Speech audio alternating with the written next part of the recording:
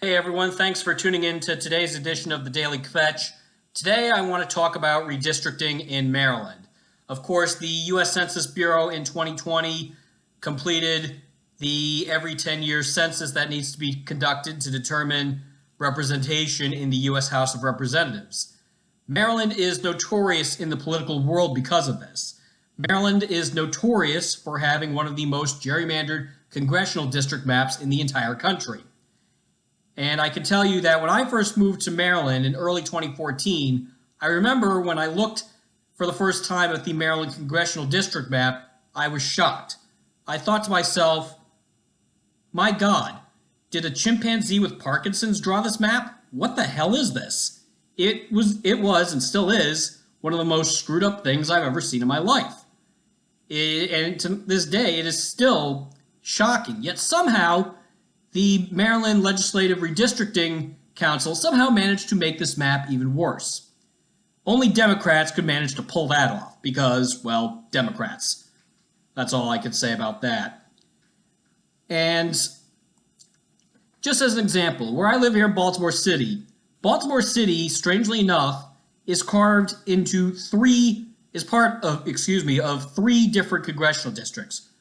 For a city with the population of Baltimore, a population that again is shrinking as I've discussed before, and for the area of the city, it's fairly compact, relatively speaking, there's absolutely no good reason why Baltimore City should be a part of three different congressional districts. It should be part of one congressional district. The entire city should be within one congressional district.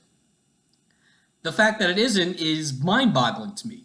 And I don't care what your political ideology or persuasion is, there's no way you can look at that map and say that you're okay with Baltimore being carved into that many congressional districts. The only reason you would think that it's okay to do that is if you're okay with Democrats maintaining their power at all costs. And that's why we have a problem here in Maryland. So again, just look at the map, the current map of the congressional districts here in Maryland, and then look at the current map. I'm actually looking here at the map that was drawn by the Maryland Citizens Redistricting Commission, which was a 9-member panel appointed by Governor Hogan. And I gotta say, these districts look fairly nice and concise and compact. You know, you don't have lines going every which way, zigzagging all over the place. I'm looking here at the first district, which includes the entire Eastern Shore. That's Andy Harris's district. It includes the entire Eastern Shore of Maryland. It also includes Cecil, Hartford, and northern Baltimore counties. The second district, that's Dutch Ruppersberger's district, is generally central, southeast, eastern, and western Baltimore County.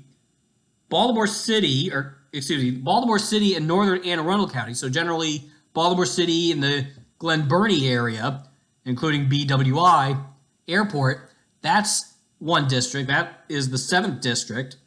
Howard and Anne Arundel counties are part of a district. And then you have a district in generally central Montgomery County, southern Maryland, so Charles, St. Mary's, southern Prince George's County, and almost all of Calvert County. They're its own district. And then the 6th district is generally western Maryland. Carroll County, Frederick, northern Montgomery County, all the way west to Garrett County. That's all one congressional district.